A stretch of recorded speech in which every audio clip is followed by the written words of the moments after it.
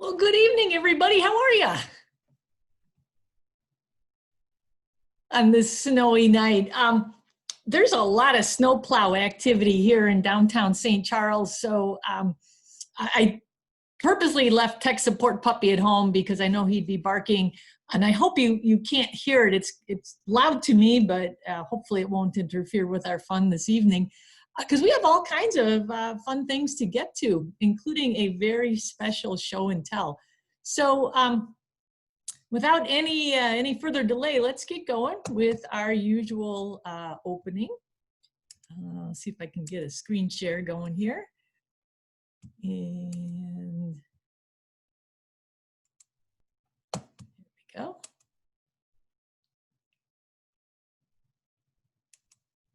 From the beginning.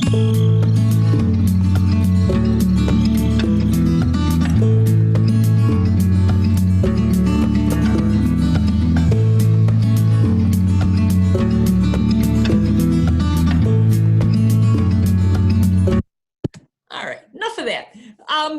We're gonna step back a couple of weeks to when we did our gift suggestions for nature lovers. And you know, it's funny, I do these things because I think it's fun, and I really have no idea if anybody else will think it's fun too. But in this case, it sounds like we did have a few people who latched onto it.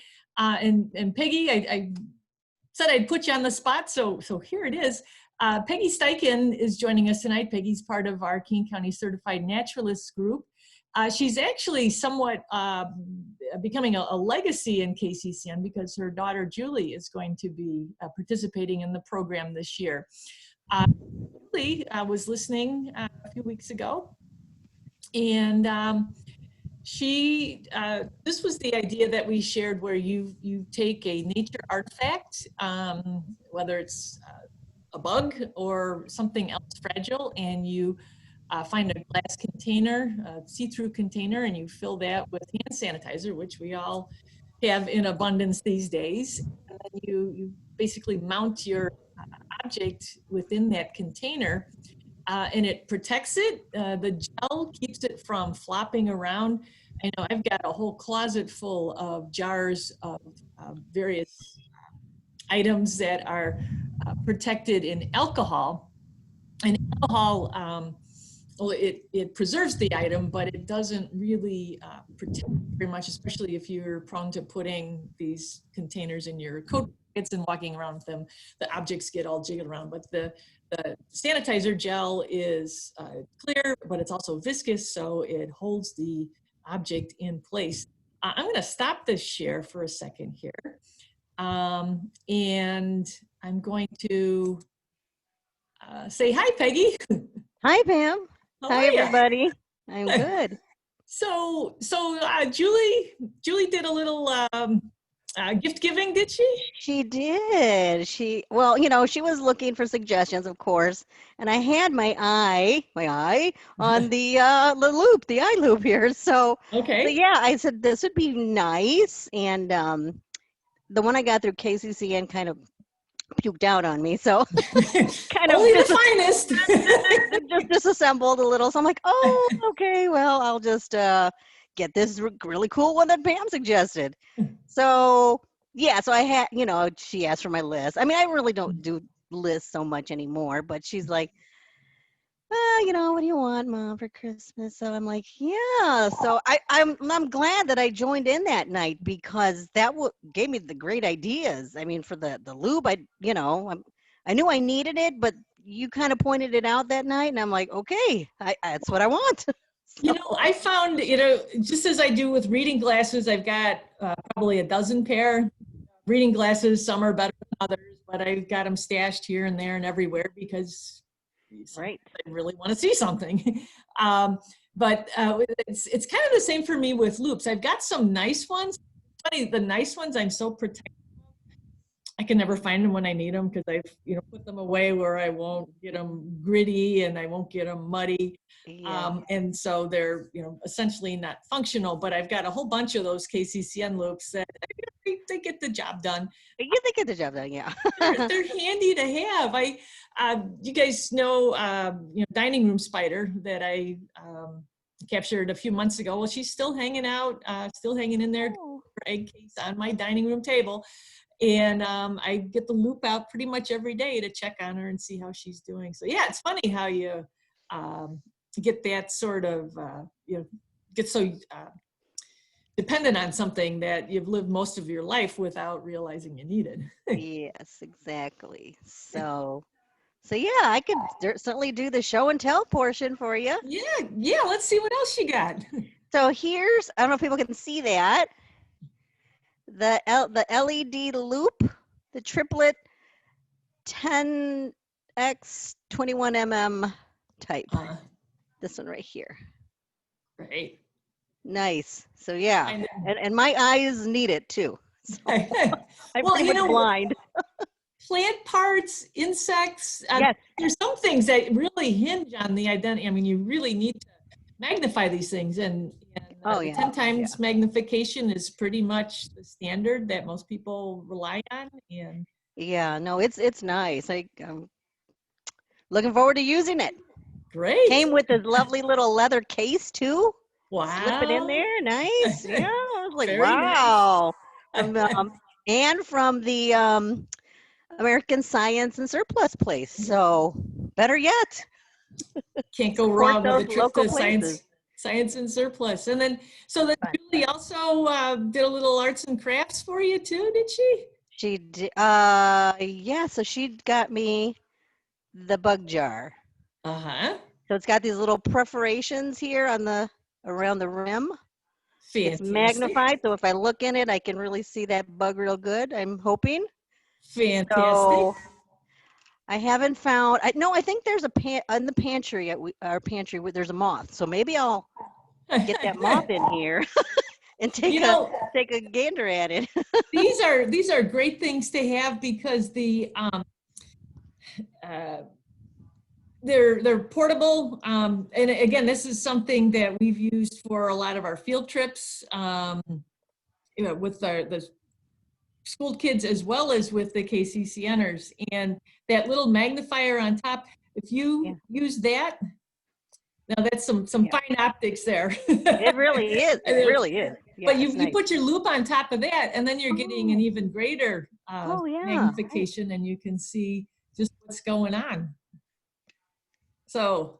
Yep. So I'll find that moth tonight. I'm sure in the pantry. Bug ID with Peggy Steichen. We'll have that as another show and tell in the future. Yeah. Right. Well, thanks, Peggy. Sure. Thank you. Appreciate that. Yeah, and if anybody, I think everybody in this group probably familiar with Science and Surplus. They are on Route 38, just east of downtown Geneva, east of Kirk Road. They're on the south side of the street. And really, if you're looking for something for yourself or some other nature-loving person that you know, that's the place to head, because there's certain things that are always going to be there, like the loupes and the bug jars, and then they have a pretty frequent rotation. That the surplus part of their name comes in every once in a while, where they'll get a surplus of, say, frog dissecting kits or owl pellets or things like that. They might not have those all the time, but when they do, you want to go over there and take advantage. So thank you, Peggy. Appreciate you sharing those gift ideas with us. We're gonna hop back into our chair here. We're gonna pick up where we left off. And we'll go on to our next slide here. So I can get to it. There we go. So we're going to take a trip into the Wayback Machine. And for that, I mentioned before during this program that I love history, and had I the sort of brain that could latch onto names and dates, I probably would have done something with history as a major or as a career. But as it is, names and dates do not stick very well in my head, but I have this fascination with times gone past. And a few years ago, I can't remember what it was I was reading up on, but I came across the mention of an interesting, actually, they're self-described as eccentric gentlemen that formed a gathering called the Megatherium Club. And it was in the middle 1850s. I'd say, well, actually, I think I put the dates because I can't ever remember them. 1857 to 1866 at what was then called the United States National Museum, but what we know today as the Smithsonian. And there was this group of naturalists. They all had different specialties, but they collaborated in a number of ways. And this was kind of the golden age of being a naturalist. These guys were from different walks of life with different specialties, but they came on and kind of collided with each other as part of the staff at the National Museum. Some of these names, Henry Bryant, he went on to become the curator of ornithology at the Boston Society of Natural History. James E. Cooper, the only mention they had of him was that he donated an elephant to the National Zoo. But there's a couple of names on here that I think you will take notice of and that they might resonate with you. One is Robert Kennicott. He's the fellow here who's glaring at Mr. Olkey here on the right. Robert Kennicott lived, his family came to Illinois in some of the first settlers in northern Illinois, and their homestead is now part of a property owned and managed by the Glenview Park District called the Grove. A lot of Mr. Kennicott's writings, unfortunately, he died quite young. He had some health problems, and one of the cures, or one of the things he thought was going to help him back in the day, was strychnine. And as it turns out, strychnine only aggravated his heart condition, and he died, I believe he was only in his 30s when he passed away, but he still had time to be a member of the Megatherium Club. He, after he left Washington, he came back home. Oh, he traveled all over the place, but one of his lasting legacies here in our area is being a co-founder of the Chicago Academy of Sciences, which we know today as being housed within the Peggy Notebart Museum. There was William Stimson. He was actually the kind of the ringleader and the founder of the Megatherium Club. Megatherium, by the way, if you did see in the last slide, is a giant ground sloth. They chose this extinct animal because it was bizarre and eccentric, much like they were. But Stimson was kind of the ringleader of this group. In fact, when the museum was renamed Smithsonian, some people referred to it as the Stimpsonian Museum. Another couple of guys here that I wanted to point out, this Edward Drinker Cope. He was a paleontologist, ichthyologist, and herpetologist.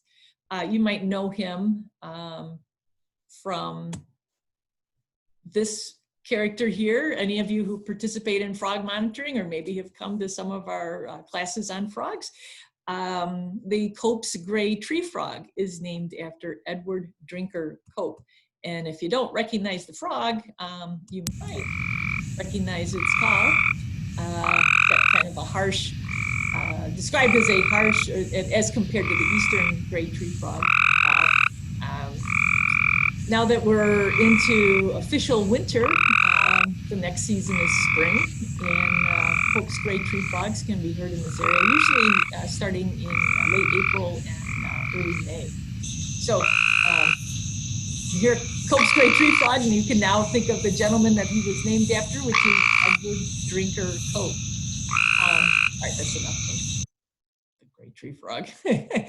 There's another guy named Theodore Gill. There's not a whole lot of information that I could find on him other than he's an ichthyologist, and ichthyologists, as we know, study fish.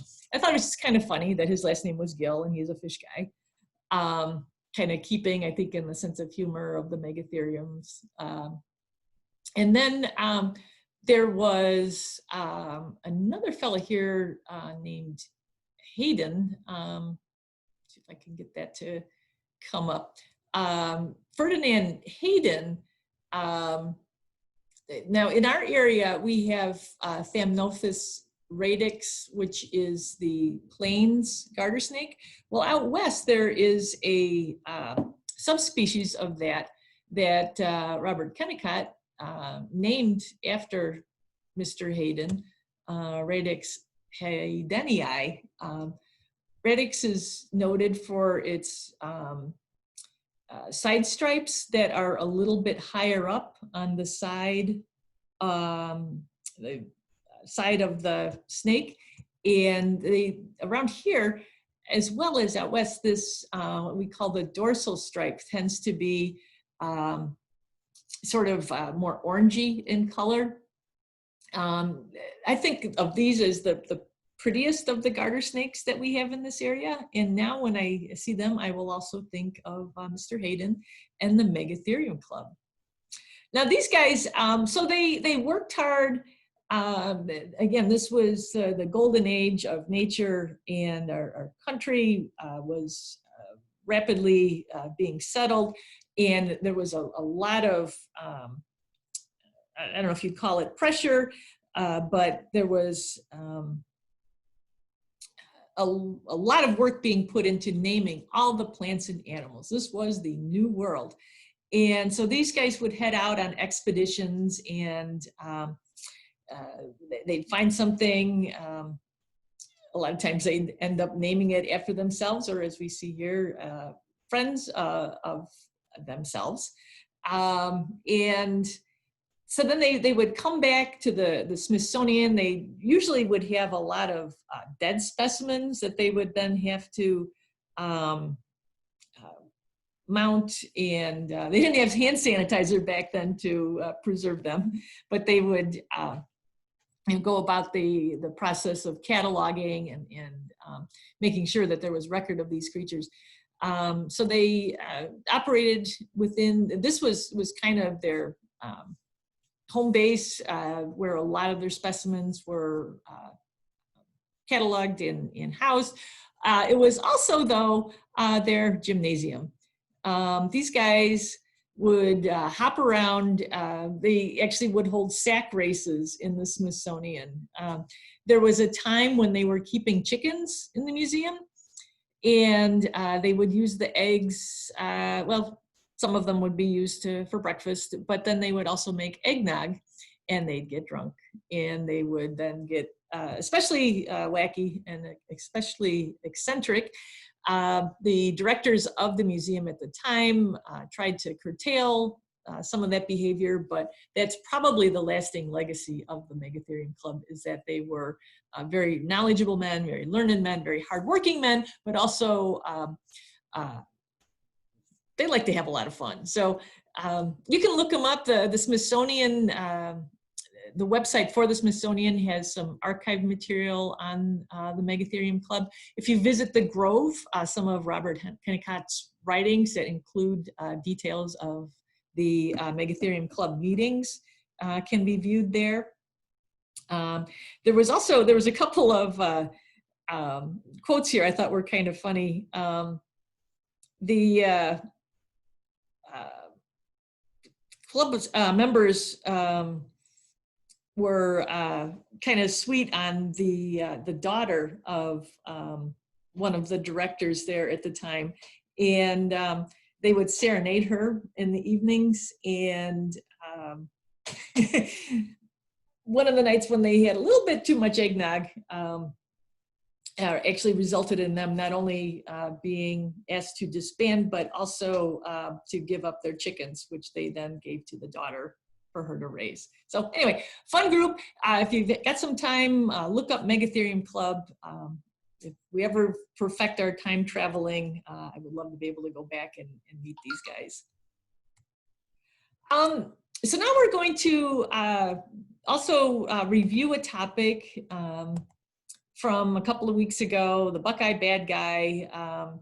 As you recall, this was a tree at the Batavia Wildflower Sanctuary that got chewed up by, as it turns out, a fox squirrel who was after not the fruit of the buckeye and not the buds of the buckeye, but the pith of the buckeye that has a very sweet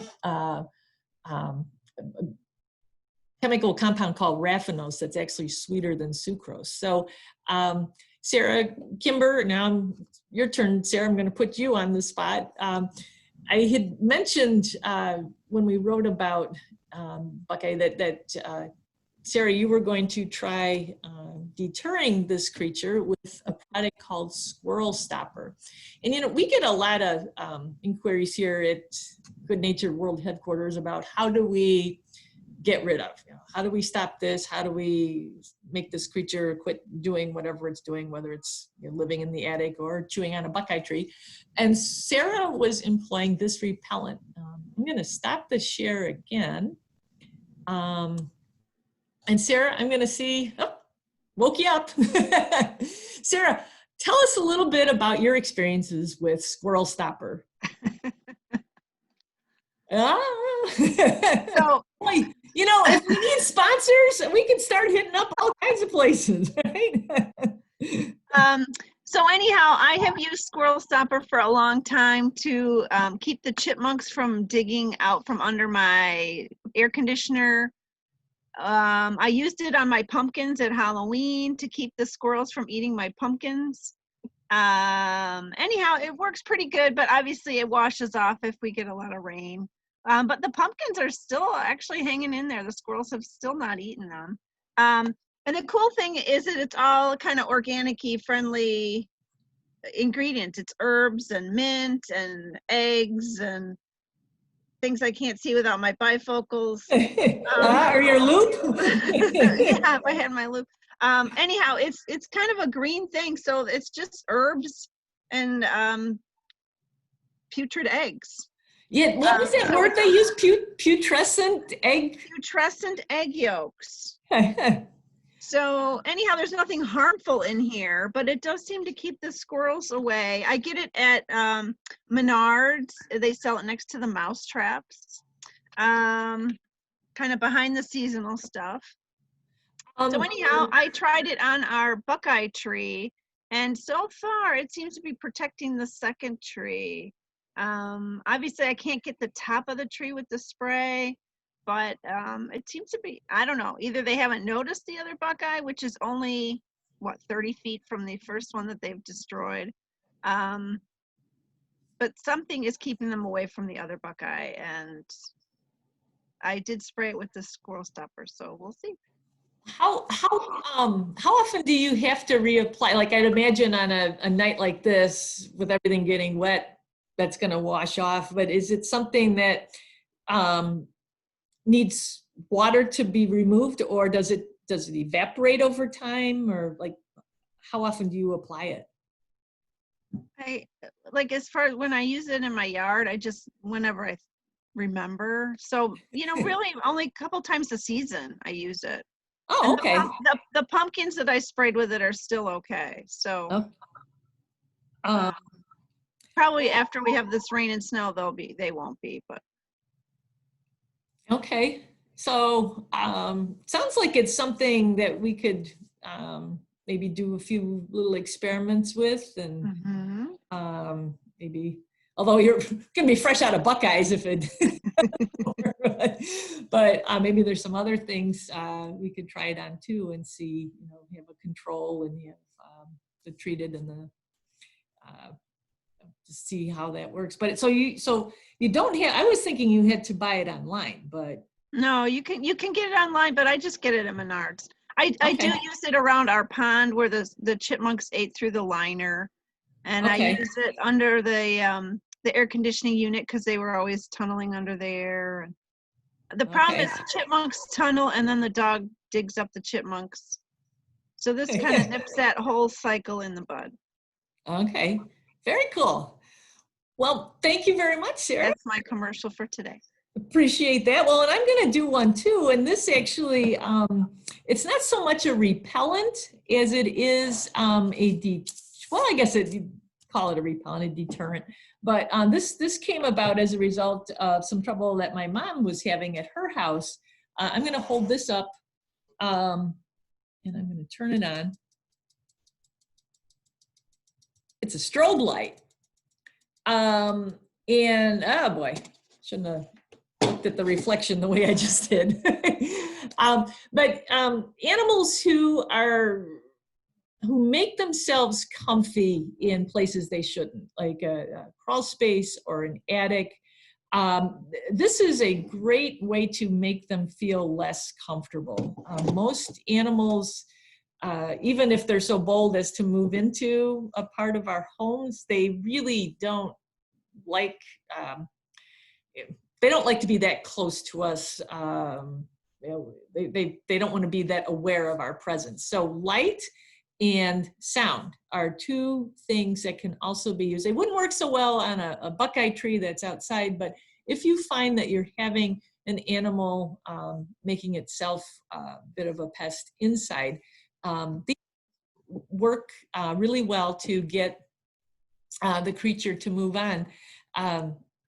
In my mom's case, it was a critter, we think it might have been an opossum that had crawled into the crawl space, but we set this on, and doesn't make much noise on its own, but the flashing is certainly disruptive, especially for an animal that likes to be out at night.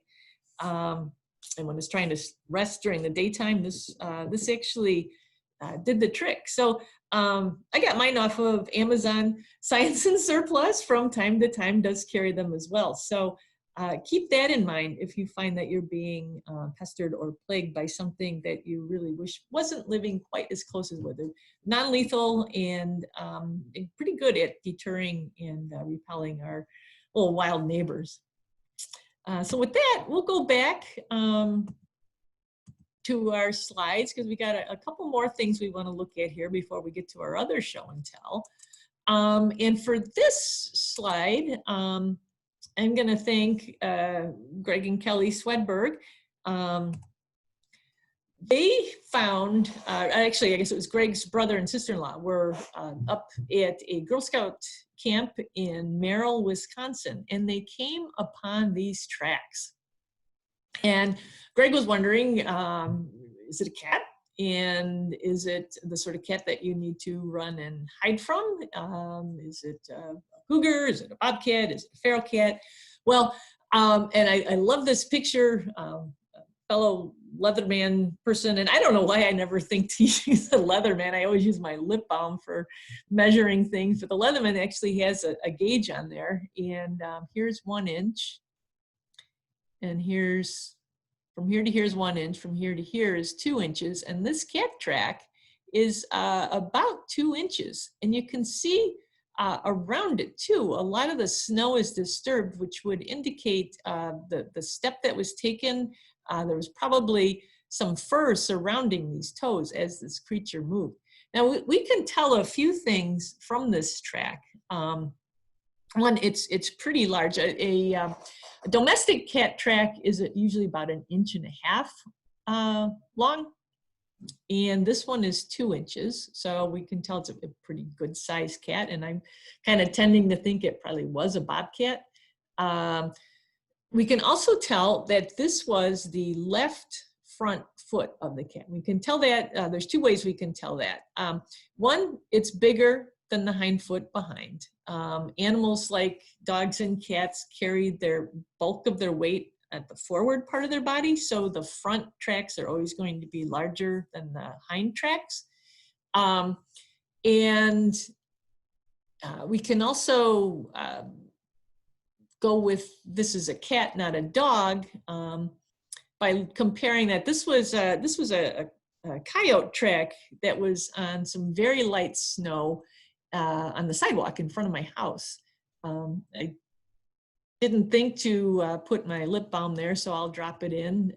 Lip balm is 2 5/8 inches, and this coyote track was just about 2.5 inches. So there's the relative size there. So it would be a little bit bigger than this, but you just looking at them side by side, which by the way, never happens in real life. You never get a cat track and a dog track. Hardly ever will be lucky enough to get them side by side, but you can see some real differences in the shapes of these tracks. Cat tracks, generally speaking, are kind of more rounded. Your general impression is, oh, it's a round track. A coyote track is more oblong in shape. Greg, as you pointed out in your email, there's no claws showing here. And dogs actually have their claws out all the time. Cats only push theirs out when they are going after something. Although sometimes in very deep substrate, like mud, sometimes that cat claw will come out and you might get a dot appearing in front of the toes. Cat's claws are quite curved too, so it'd be rare to see the bulk of the claw the way we do here on the dogs, but under certain conditions you can see a claw track, but we're not seeing any here.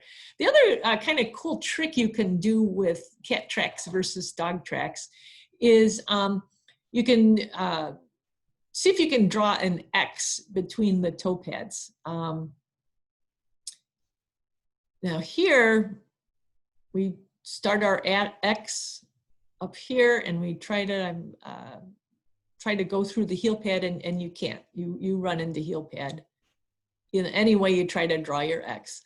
Now with a coyote, you can draw the X pretty easily. The space between the toes lines up with the space between the heel pad and the toes, so you can make an X without having to cross over the heel pad.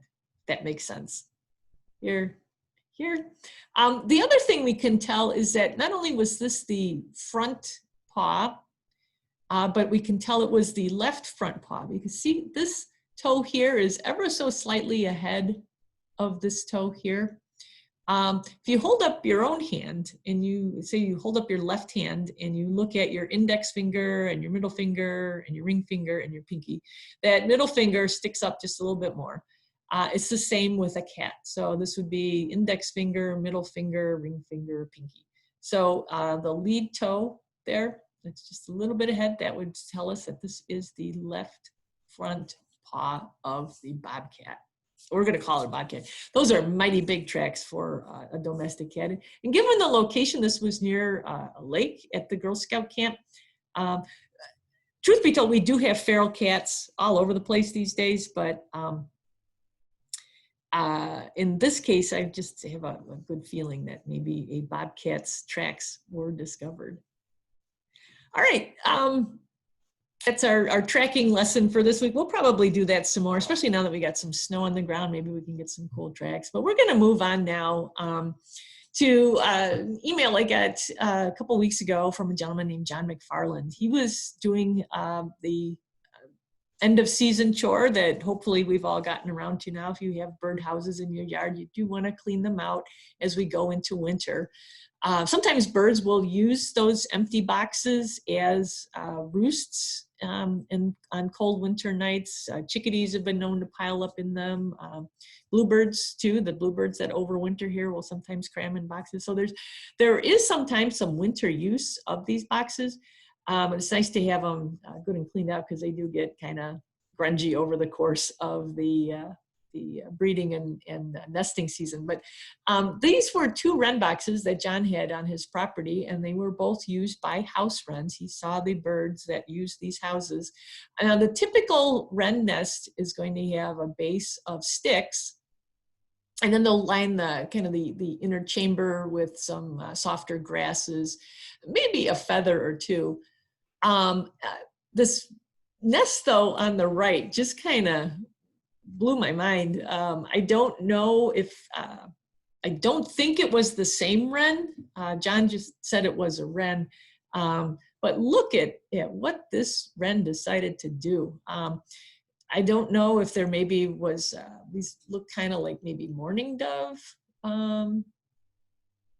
feathers. It's just a guess, mourning dove, maybe robin. But maybe a Cooper's hawk had nabbed this bird close by to where this nest was being built. But for whatever reason, the wren decided to go kind of crazy and line the nest with feathers. And the reason I thought this was so curious was nests, when birds build nests, there's usually a signature that they do. And with wrens, I was always aware of this stick base. That's very characteristic of wren.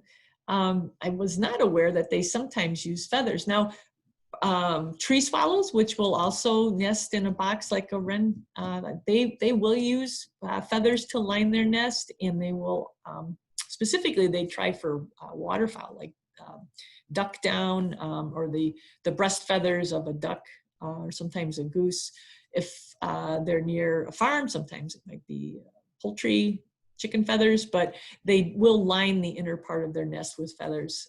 But to see a wren doing this was just kind of curious. So I asked John if next year he'll let me know if he sees this again, then we might know that he's got the wren that is literally feathering its nest come back to his property to nest again. But that does lead me up to a shameless plug.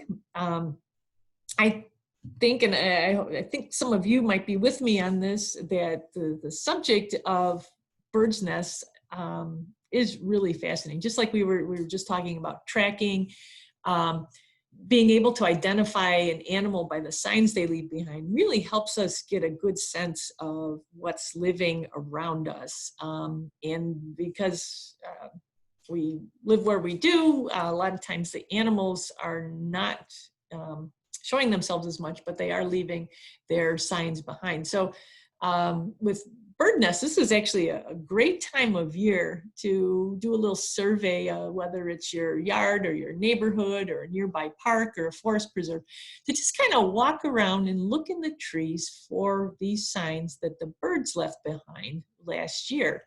Now this, and these, frankly, these nests oftentimes will fall down in a wind. They're not usually anchored very well in the trees, so it's sometimes kind of hard to find them come springtime. This is the nest of a chipping sparrow. Chipping sparrows are also, back in the day, called the hairbird because their signature is they line the inner cup of their nest with hair. It might be, well, these days, a lot of times we'll see dog fur. I know out at Hickory Knolls, our nature center, there's a chipping sparrow the chipping sparrows there oftentimes will get dog hair from the dog park to line their nest. This was a nest that a woman had brought to our office. I don't remember exactly when she came by with it, but she wanted to know what it was. She'd found it in her yard. It had blown down in a storm. But look at all that hair that's lining the nest. So if you find a small, like, palm-sized cup that's lined with hair, you're looking at the nest of a chipping sparrow.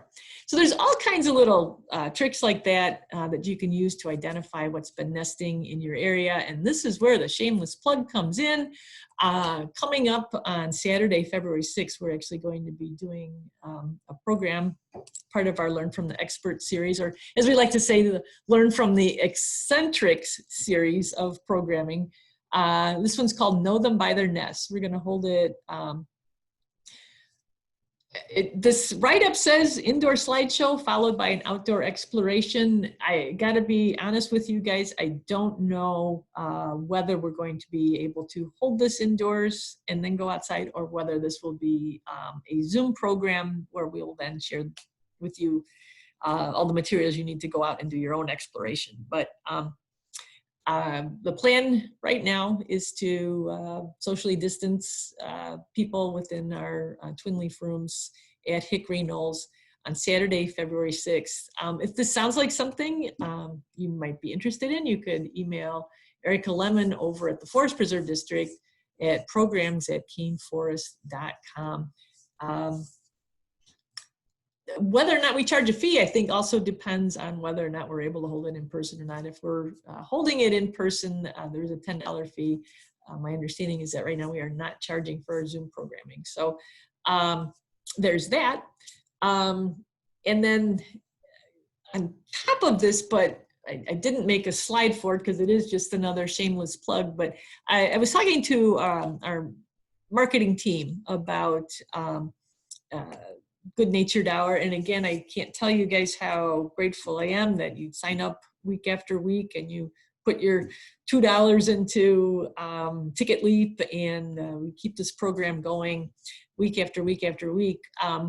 We're going to try something in the month of April. So we're going to keep doing our weekly programs every week, but during the month of April, we're going to have a month of free good-natured programs, and with the intent or the hope that we can expand our audience a little bit.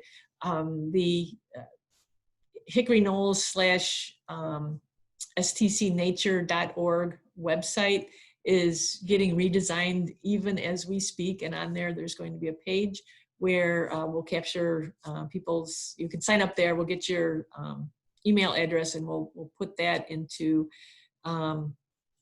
the Zoom invitations for the month of April. So a month of good nature for free is coming this April. So wanted to put that out there too. As we get more information, once we get the web address, I'll put that out there as well. But it was some kind of exciting late breaking nature news that I wanted to be sure I got across to you before I forgot about it.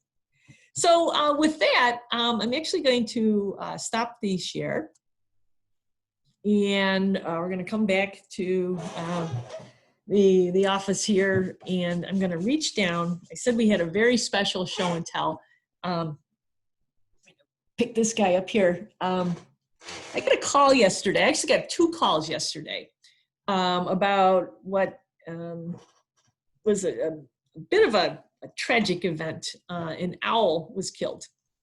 It was hit by a vehicle, and there was no chance of saving it. It was dead on impact. But the individuals who called felt that the owl could maybe be put to use at an educational facility. Now, we already have at Hickory Knolls a mounted great horned owl, and to get a decent quality taxidermied owl, several $100s, something that's not in the budget. But I did, and Bob and Kathy, I'm hoping maybe I can keep this in the freezer till such time when this can go down to the Field Museum and become part of the activities of the bird lab there, where the skeleton can be preserved for future researchers. But here it is. This is a great horned owl. They said it was hit by a vehicle just yesterday. This thing is huge. I'm thinking it's a female. It's quite heavy. It goes with raptors. The female is larger and the male is smaller. And I'm hoping that this event happened ahead or in advance of nesting. Our great horned owls are definitely courting right now. They've been hooting up a storm in my neighborhood and probably in yours as well. But I think we're just in advance of when they would be laying their eggs. I don't think we need to be concerned about this female owl having left the nest with eggs or with owlets. I think we're a little bit ahead of that. When she was hit, she was actually kind of rode the front of the vehicle for about 2 miles before she fell off. So even finding the area where she came from is kind of impossible at this point. But I am going to keep it until such time as it can be put to use, hopefully at the bird lab. But before she goes back in the freezer, I wanted you to see some of the features that make great horned owls so great. I'm going to start with the feet. Now, can you see these claws? I'll put my hand here underneath these talons. But this, and I'll tell you, these are really, really sharp. I could probably snag my skin, cut myself pretty good if I was careless with them. Owls' feet are, when they're covered with feathers, so they can stay warm in the wintertime. But these talons are very long and they're very sharp, and the grip strength that the owl has allows it to be able to quickly decommission its prey. Those talons will pierce a skull quickly. They'll break a spinal column quickly, so that mouse or vole or rabbit or even a skunk, because yes, these guys will occasionally use their skills to hunt skunks. This is the key to their success right here. These enormous talons on top of these very, very strong feet, or I guess underneath these very, very strong feet. Another feature I wanted to show you that you don't always get to see. Let's see if I can hold this up here. The wings. If I hold this up to our camera here, can you see? Get that out of the way. Can you see how the edge of the wing has what looks like a little comb structure on the front? It's fuzzy. This is how our owl is able to fly and not make any noise. That leading edge, that's the leading edge of the wing, the four feathers, primary feathers on the wing of the owl. And that cuts through the air, and it makes it so that the air current flies over and it doesn't make any sound. Now there's some birds that make a lot of noise. When you hear geese taking off, there's a lot of flapping. Doves, their wings actually whistle when they take off. There's a lot of noise when a dove takes away, but when an owl flies, they're silent. That helps on a couple of different fronts. It helps them have that ambush advantage to their prey, and it also helps them when they're flying around and they're listening for prey. They're not making noise of their own, so they don't have to listen above the sound of their wings. They're making a completely silent flight. Now this bird, I mentioned, she's quite large, pretty heavy for a bird. I would say she's maybe close to, I don't know, 4 pounds or so, which doesn't sound like a lot until you consider they have hollow bones. They're mostly fluff, but it's this is a pretty heavy bird. But the fluff here, this is how they are able to have such a. They're the earliest nesting bird that we have in this area. Like I said, they are going to be laying eggs pretty soon. Generally speaking, in this area, by Valentine's Day, they're usually sitting on eggs, and sometimes those eggs have already hatched. We'll see owlets starting to leave the nest in April. So they're getting ahead of, I guess what you'd call the competition, the red-tailed hawks, which they share resources with. But they need to be able to keep those eggs warm, and this incredibly thick covering, not just the outside feathers that help keep the owl dry, but underneath here, this down, it's really thick. I mean, I can lose my hand inside all that down as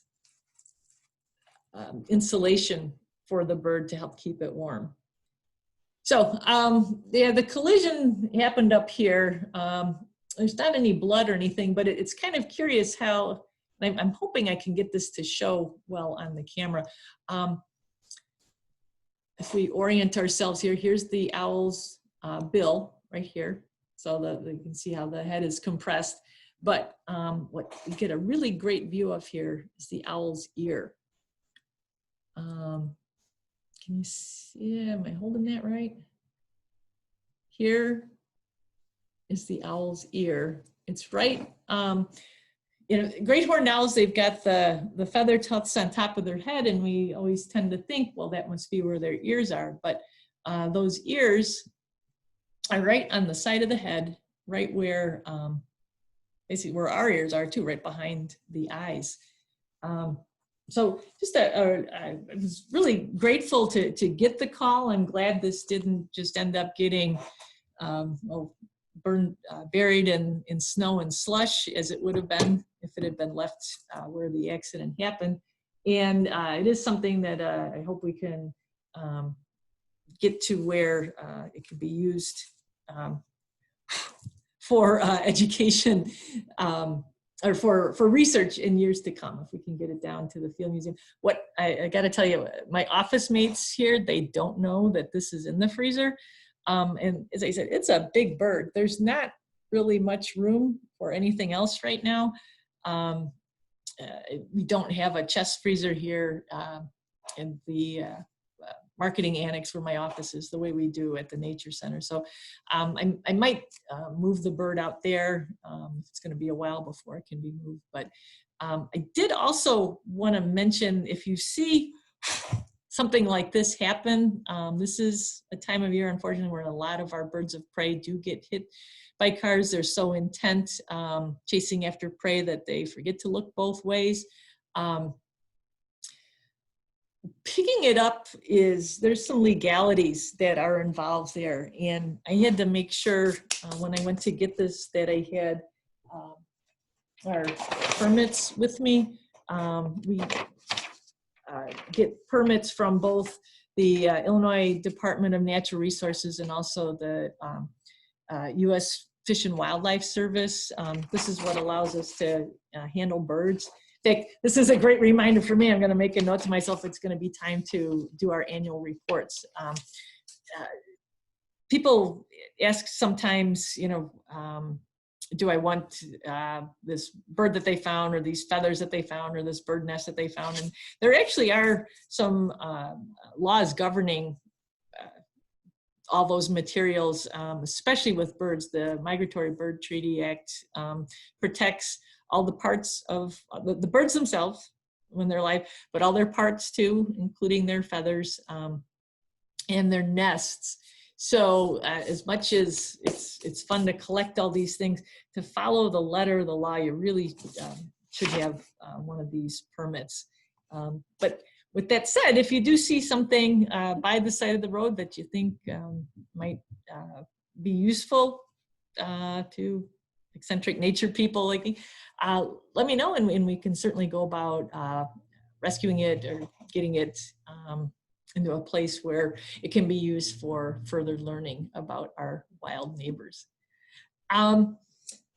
That's pretty much what I had tonight, other than I wanted to turn it over to you to see what you all have been up to. Hopefully you all had a nice holiday, and I don't know if anybody got any other cool nature gifts like Peggy did. Does anybody have anything they'd like to share?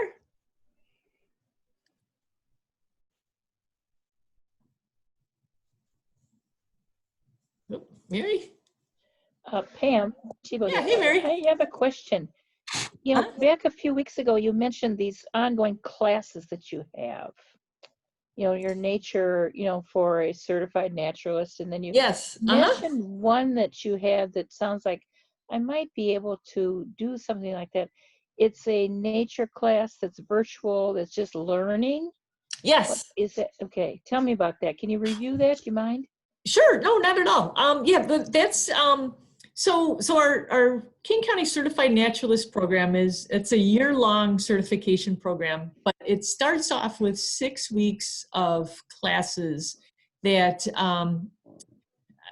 ideally we'd be holding in person, but this year we're doing virtually, and it's the 6 weeks cover kind of the major ologies that pertain to nature study in this area. We start off week 1, which is actually starting next, a week from tomorrow, January 6th. We're going to look at ecology. And what is ecology?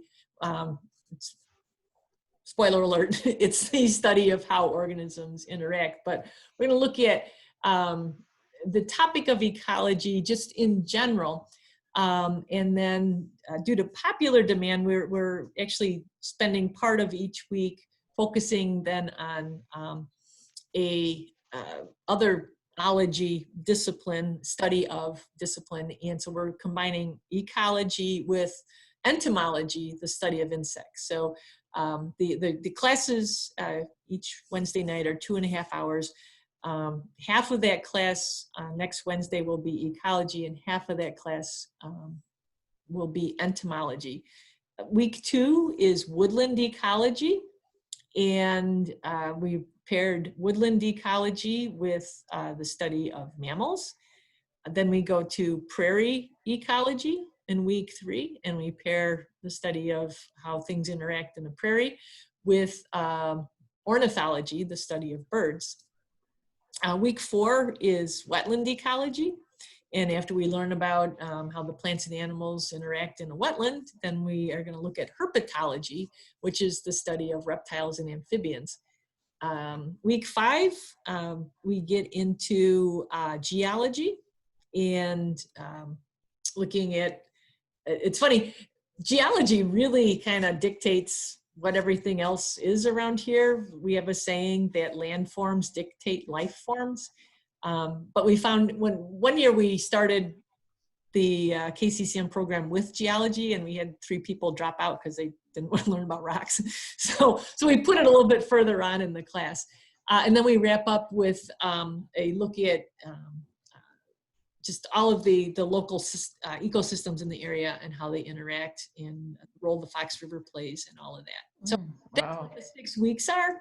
And it's pretty Kane County centric. There is a little bit, especially with geology, we can't really talk about the landforms in this area without talking about the bigger picture of geology in Illinois and the Midwest. But I don't know, maybe that was more than you wanted to hear, Mary, but does that answer your question? No, that's okay. I just, because I know there was the naturalist. I don't have the naturalist thing 10 years ago. I could have done it, but just the information, I'm kind of like a 101 level with all this. Yeah. And I just wondered if there was, the birds are great, and the animals, the trees, that's my whole focus has been trees. Yeah. In fact, just FYI, we just lost 200-year-old trees on our property this week. Oh, shoot. They've been dead for 2 years, and they finally had to take them down or they'd fall in the house, Oh. Over here in St. Charles, we live in an older place where we've had just enormous, beautiful trees. Were they oak trees, Mary? No, these were, we had a river birch. It was 20 years old. It died. It was huge, very unusual. And then there was a larch tree. Oh, And then there were other ones that were close to the street on the Tyler, and they've been dead for 2 years. I kept thinking they'd come back. Yeah. So they were stories. They were probably 150 years old. Well, and that, that's another, in fact, we've talked about doing a class in this about the value that dead trees bring to ecosystem. Yes. The problem, though, is, again, in suburbia, we always have to keep safety in mind, and those big branches are going to come down, like you said earlier. Yeah, well, these 2 would have taken our house out, both of them. Yeah. Yeah. But we hung on to them. Yeah. We can, some of our parks, if we can leave a dead tree up, we will, but sometimes it's just too hazardous. We'd hate to have a big limb come down, trail or something. So you have to kind of measure the 2 things of benefits to wildlife versus, human life. So. Yeah, the birds are going to be really upset with this one tree. They lived on it. So, and then of course we live near the Delnor Woods. What is it? The Delnor Woods Park. Oh, we go down there. We walked down there, and I was like worshiping the trees there because mine are gone. So, But anyway, no, I just wanted, the class is like, that's the nature class, which is different from the naturalist training. It's actually it's a kind of a subset of the nature. It's the first 6 weeks of, but then rather than going the full year and getting the whole naturalist training, it's just kind of the bolts of things. And then you can apply it as you see fit. Did you say that was virtual? Are you doing that virtual? Yes. Yeah, it's virtual this year. And is that through the Park District? It's through Geneva. Yeah, I'll send you the link. Please do. Okay. All right. I can either that or I'll send you an email and ask you for it. Okay. Would you mind doing that, Mary? Because that way. No, I'll send you an email. I'll send you my email.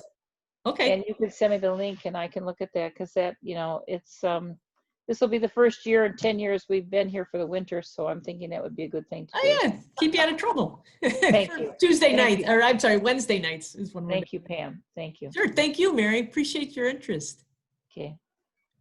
Anybody else?